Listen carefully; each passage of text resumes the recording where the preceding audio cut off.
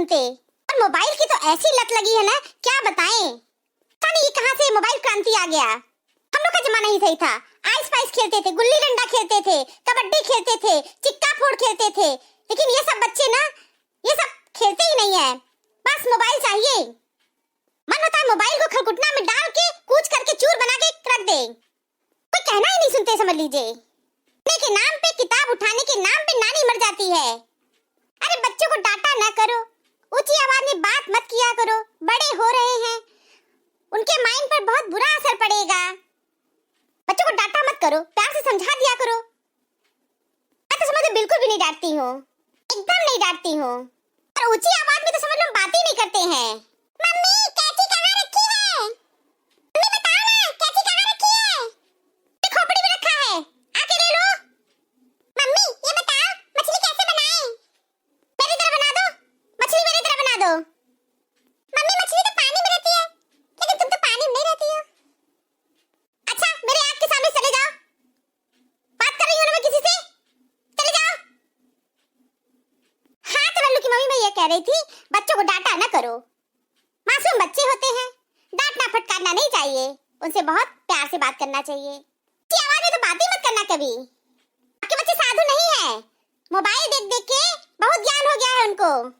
हाँ सही कह रही हैं आप, बच्चों को डांटना नहीं चाहिए, ऊंची आवाज में बात नहीं करना चाहिए। अच्छा ठीक है मैं चलती हूँ। हाँ ठीक है फिर आना। हाँ जरूर आऊंगी। बहू चाय बना दो, मेरे सिर में ना बहुत पेन हो रहा है। हाँ मम्मी जी मैं अभी चाय बना के लाती हूँ। भाभी आप यहाँ क्यों आई हैं? पढ़ने के लिए आई हूँ। भाभी यहाँ तो पढ़ाई मैं कर रही हूँ ना। हाँ तुम अपनी किताब पढ़ोगी, मैं अपनी किताब पढ़ूंगी।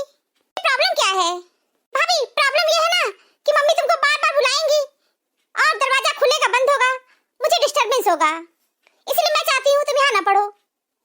तुम तो जानती हो लिविंग रूम में गेस्ट आते हैं, मम्मी जी भी वहाँ बैठी हैं, वहाँ पढ़ना ठीक नहीं है, वहाँ मुझे भी बहुत ज्यादा डिस्टरबेंस होगा। तो भाभी यहीं पढ़ोगी मेरी खोपड़ी पर, मुझे डिस्टर्ब करने के लिए। अरे बहू एक कप गर्म पानी करके दे दो। आ रही हूँ मम्मी जी, गर्म पानी कर दूंगी। देखिए भाभी आपको ऐसे ही बुलाया जाएगा, अब मुझे कितना डिस्टरबेंस होगा आपको पता ही नहीं है। इसलिए प्लीज आइए आप यहाँ से, अब मुझे पढ़ने दीजिए। जाओ बहू तुम्हारा भी एग्जाम है ना, तुम भी पढ़ाई करो। मम्मी जी मैं यही पढ़ाई कर लूँ? नहीं नहीं बेटा यहाँ पढ़ाई मत करो, यहाँ पढ़ोगी तो तुमको प्रॉब्लम होगा, क्योंकि यहाँ पे गेस्ट आते जाते रहते हैं, इसलिए यहाँ पढ़ाई ना करो।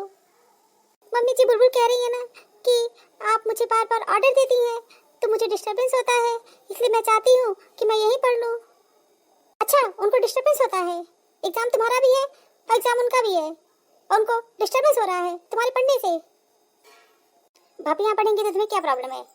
तुम्हारा भी एग्जाम है उनका भी एग्जाम है, तो क्या वो तुम्हारी किताबें लेके पढ़ रही है क्या? तुम्हारी भाभी यहाँ पढ़ रही है तो तुम्हें क्या प्रॉब्लम है? पढ़ने क्यों नहीं दे रही हो? वो अपनी बुक्स पढ़ो, वो अपनी बुक्स पढ़ेंगी, ये काम भी तो कर रही है वो। सुबह से पानी में हाथ नहीं डालती हो, बैठे बैठे खाना खा रही हो, ऊपर से तुम पढ़ने में तुमको डिस्टरबेंस हो रहा है। पूरे दिन क्या कर रही थी तुम? पढ़ी हो ना? अब तो बहुत पढ़ ली होगी। काम करो सो जाओ, तुम पढ़ लेना। भाभी यहीं पढ़ेंगी, समझ गई? अभी एग्जाम है। नहीं मम्मी जी पढ़ने दीजिए, हम कहीं और पढ़ लेंगे। नहीं चलेगा, तुम यहीं पढ़ोगी। पढ़ाई लिखाई में तो मन लगता नहीं है, मैं जानती हूँ। किताब उठाती हो, 4 बार मोबाइल उठाओगी, ध्यान तो कहीं और रहता है। मम्मी तुम गलत कह रही हो, है ना? उल्लू किसी और को बनाना। मैं तुम्हारी माँ हूँ, तुम्हारी सब हरकत को अच्छी तरह से जानती हूँ, इसलिए चुपचाप वही करो जो मैं कह रही हूँ।